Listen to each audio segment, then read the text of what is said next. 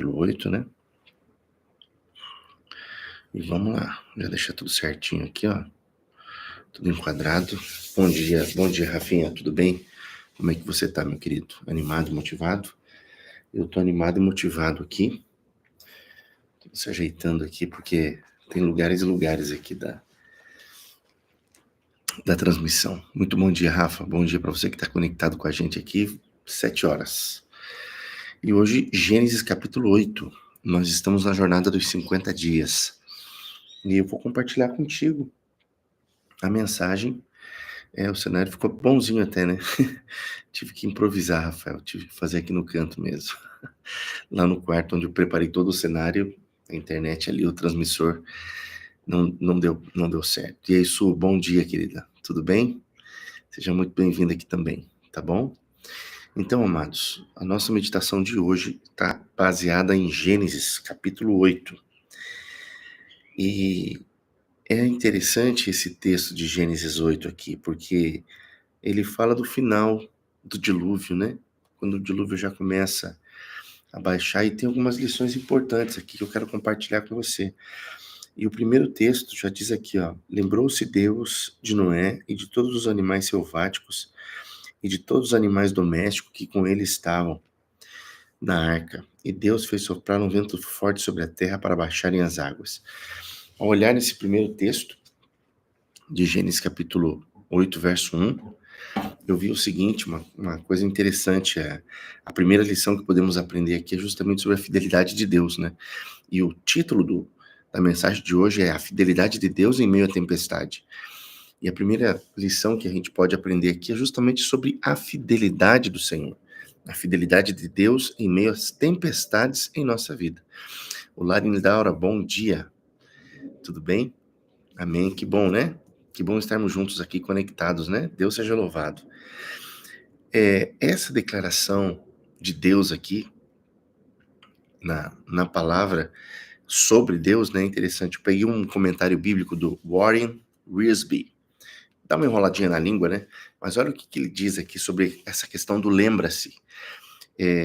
O termo, né? Esse termo lembrar na Bíblia, principalmente aqui no livro de Gênesis, ele diz o seguinte, ó: atentar para cumprir uma promessa e realizar um gesto em favor de alguém. Então, quando você lê aqui, lembrou-se o Senhor, não é que ele esqueceu de Noé. Deus tenha se esquecido de Noé. É o fato dele justamente fazer com que a sua promessa seja cumprida. Entendeu? Então, é o ato de atentar para alguém. É o ato de cumprir a promessa na vida de alguém. Então, cumpriu o Senhor a promessa na vida de Noé. Isso é tão importante, né? Esse comentário bíblico aqui é muito bom, Rafa. O Warren Wiersbe é fantástico. Eu amo esse comentário também. Olá, bom dia. Irmã Nice, tudo bem com a senhora? Muito bom, né? Nova Campinas, Lindaura. Que bom, Lindaura, que você está conectada com a gente. Deus seja louvado. A Anice, que está aqui conosco, também fala de Anápolis, né, Anice? Louvado seja Deus, estamos juntos aqui. Agora, olha que interessante. Assim como Noé, né, nós também nos encontramos muitas vezes em situações assim, né, em situações que parecem ser sem esperança. E situações que parecem assim, será que Deus realmente está olhando para mim, está me observando? Ele está atento ao que eu estou passando? O livro de Hebreus, capítulo 10, 23, Paulo nos encoraja da seguinte forma: retenhamos firmes a confissão de nossa esperança, porque ele é fiel ao que prometeu. É difícil, gente, em meio à tempestade, em meio às turbulências da vida, não é tão simples a gente se recordar da presença de Deus, né? Quantas vezes a nossa fé vem falhando, né? Vem a falhar quando a gente passa por dificuldades assim. Ela dá aquele baque, você sente isso, né? Irmã Neide, seja muito bem-vinda, viu? Deus seja contigo, louvado seja Deus. Obrigado por sua presença. Tamo junto aqui em oração também. E não é fácil isso, porque o falar é até mais simples, mas quando você vive na pele essa questão da tempestade, a fidelidade de Deus, né? É bem verdade que você sai dali mais fortalecido, mas o processo ele é difícil. O processo ele é difícil, mas para viver o propósito ali na frente, é necessário esse processo difícil. Então, atentou o Senhor para a promessa. Não que ele se esqueceu de Noé, mas ele falou: "Vou cumprir agora a promessa na vida de Noé", né. Então, Deus começou a cumprir a sua promessa de transformação, de renovação na vida de Noé. E entra justamente aqui a segunda lição que podemos aprender, a nova criação em Cristo. Quando uma pessoa anda por um caminho, e agora ao aceitar Jesus Cristo, ela tem uma nova direção. Com Noé não foi diferente. A renovação do mundo começou com ele ali nessa segunda etapa, né? Após a inundação, Deus faz uma aliança com ele, e essa aliança simboliza realmente um novo começo, porque as velhas coisas já passaram, assim como diz o livro de 2 Coríntios, capítulo 5, verso 17. Paulo escreve: "Assim, se alguém está em Cristo, nova criatura é, e as coisas velhas já passaram, e eis que tudo se fez novo." Em outras palavras, quantas pessoas não estão aí, em meio à tempestade do pecado, em meio a uma vida turbulenta, em meio às aflições, em meio a problemas que elas mesmas se colocam e não sabem como sair, mas, no entanto, a misericórdia de Deus a alcança, entende? A alcança. É verdade também que muitas pessoas não querem, que muitas pessoas não têm o desejo de buscar a presença de Deus, não têm o desejo de viver perto de Deus, não têm essa, não vou dizer vocação, mas não querem ter isso, né? Isso é uma verdade também. Mas a pessoa que, em meio à tempestade, aceita a mão poderosa de Deus, a sua vida é ela passa a ter um novo status. Sai de ser de criatura para ser agora um filho ou uma filha de Deus. E, gente, isso é fantástico, isso é maravilhoso, porque quando você aceita a mão de Deus, a poderosa mão de Deus atuando em sua vida, tudo se transforma. Você passa a ser um novo ser, uma nova criatura. E não foi diferente com Noé e sua família.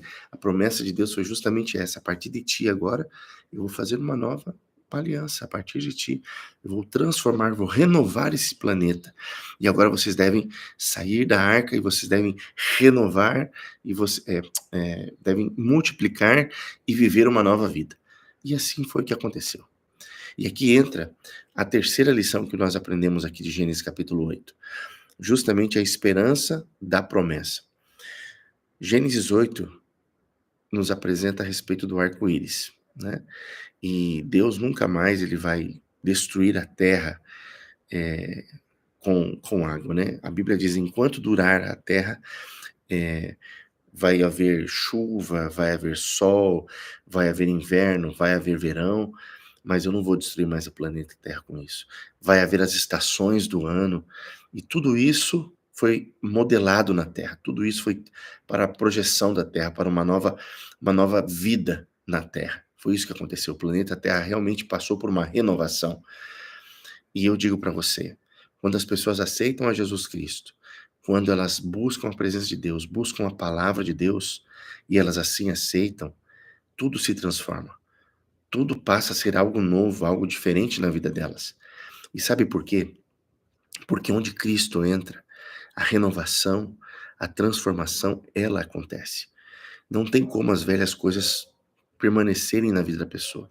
É verdade que algumas pessoas se afastam, alguns amigos se afastam, alguns programas de televisão, algumas coisas deixam de existir na vida da pessoa. Mas isso é normal, porque a velha vida é abandonada e uma nova vida se faz. É assim que acontece, é a renovação. Quando a pessoa aceita Jesus, quando ela tem Cristo em sua vida, tudo é transformado. E mesmo para você que é cristão, quando você aceitou Jesus Cristo, você passa a caminhar com Ele. Você vai começar a encarar as provações da vida de uma maneira totalmente diferente que você encarava quando você não tinha Cristo. Entende? E quando você passa pelas agruras, pelas coisas difíceis desse mundo. Muito bom dia, meu irmão. Deus abençoe você, viu, Magrão? Tamo junto aí, meu querido. E quando você passa por essas agruras da vida, as coisas difíceis, você sai dali mais fortalecido, você sai dali mais forte e mais confiante em Deus também. É por isso que a sua oração em meio à tempestade, o seu clamor em meio às dificuldades, ele deve ser o quê? Justamente: Senhor, vigia, Senhor, esteja à minha frente, Senhor, me protege, Senhor, me guia. Por quê? Quando você passar por isso, você vai reconhecer que realmente Deus esteve contigo. Diferente da pessoa que não busca Deus, que pode sair de uma situação como essa e dizer, né, realmente eu sou uma pessoa de sorte. E é o que o mundo passa. Longe de Deus, não tem experiência nenhuma com Deus, e Deus realiza milagres, Deus realiza dá bênção na vida das pessoas, e elas não reconhecem seu caminho. E é justamente isso que a Bíblia pede para você. Entrega seu caminho ao Senhor, confia nele e o mais ele fará. Em outra passagem diz, reconhece em todos os seus caminhos, e ele vai endireitar as suas veredas. Compreende? Então, mesmo um cristão, ao passar pela tempestade, ao passar pelo dilúvio de problemas e de desafios na vida, sejam eles quais forem, ele sai dali fortalecido, porque a mão do Senhor está ali observando. Então, Deus, ele não é um sarcástico que abandona o seu filho e deixa ali a Deus dará. Não, não é assim. Deus, ele trabalha no coração do homem, moldando o seu caráter. C.S. Lewis, eu fecho com esse pensamento dele, ele diz o seguinte, ó, a esperança é uma expectativa alegre do que Deus fará. A esperança é uma expectativa alegre do que Deus fará. Assim como o arco-íris nos traz a lembrança, né, das promessas de Deus, nós somos também igualmente chamados a ser sinais de esperança para o mundo. E eu fui transformado pela experiência que eu passei, então eu vou ajudar a outros a passarem por ela também da mesma forma. Eu acho que eu já devo ter dito para você aqui que há um tempo atrás eu peguei um Uber, e ao entrar no Uber, do nada o Senhor já disse assim para mim, olha, seu Célio, há duas coisas importantes quando a gente passa, quando a gente acorda. A gente tem dois propósitos. Um primeiro é aprender e o segundo é ensinar. E não se esqueça, quando você passa por um problema, ele não é para te parar, ele é para te ensinar. Eu falei, uau, quanta sabedoria em menos de 30 segundos. Entende? E realmente, aquele dia eu estava indo para o hospital e não estava tão bem. Eu digo para você assim, ó, esperança, renovação. Então, mesmo passando por dificuldades, não abandone. Não deixe de fazer. Faça aquilo que é para ser feito. Que Deus o abençoe, que você seja muito abençoado por Deus nesse dia e, claro, que você carregue durante esse dia a preciosa graça de Deus na sua vida, tá bom? Vamos fazer oração, então? Quero pedir oração aqui hoje por duas pessoas que eu visitei ontem, justamente o Marcos, que está se recuperando do seu joelho aí, que fez uma cirurgia, e também orar pela família do Evandro. Eles perderam um menino, um sobrinho de 23 anos, e orar pela família lutada, né? Que Deus dê o conforto também aos seus familiares, tá bom? Quero orar contigo nesse momento, então, né? Vamos orar? Muito obrigado, Senhor, por sua presença, e obrigado também por esse dia. E obrigado porque o Senhor esteve com Noé em sua vida, o Senhor esteve com Noé e sua família em meio àquela arca, no meio da tempestade, e o Senhor está conosco também em meio às tempestades da vida na qual nós enfrentamos. Obrigado por sua presença, obrigado pelo seu amor, obrigado, Senhor Deus, por fazer de nós seus filhos e nos salvar. Permaneça conosco, eu peço essa bênção em teu nome, amém. Tia Nelly, Deus te abençoe, viu? Importante é estarmos juntos, não tem problema, importante é estarmos juntos. Amém? Lindaura, Deus abençoe você, Nilsneide também, Rafinha, Suelen. E Clebão, Deus te abençoe, querido. Um beijo pro pai aí, pro tio Sidney também, pro seu filhinho, tá bom? Estamos juntos aí. Amanhã, meu irmão, até amanhã, se Deus quiser, em nome de Jesus, tá bom, Magrão? Manda um beijo pra todo mundo aí. Pro Oscarzinho, mandar um beijo pra minha mãe também, que ela vai ver depois, ela vai me cobrar o beijo. Queridos, Deus abençoe vocês. Fiquem na paz do Senhor. Amém? E amanhã às 7 horas nos vemos novamente, se Deus quiser.